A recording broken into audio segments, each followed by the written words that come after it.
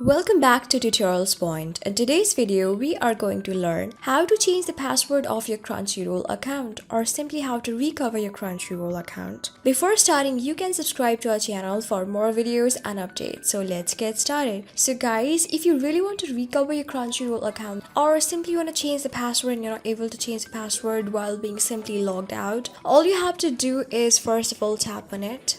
And you can see that without being logged in, I'm going to teach you how to do this. First of all, tap on login just below create account. You will see over here, just below keeping your email or username or your password, you have an option of tapping on forgot password if you have forgotten one. Now you can keep your email over here just like this and tap on send reset link.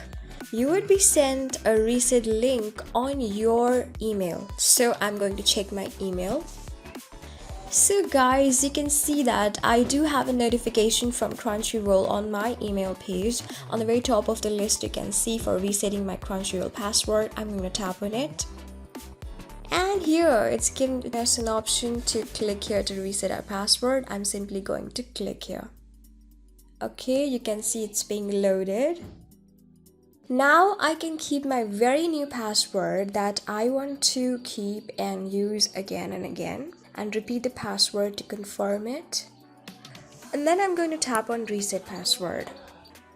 You can see guys that your password has been changed and you can now log in to your account with just your new password. So this is how you do it. This is how you reset the password of your Crunchyroll accounts. I hope this video was really helpful for you and I was able to help you. I'm going to see you in the next video. Till then, keep calm, stay safe, and goodbye.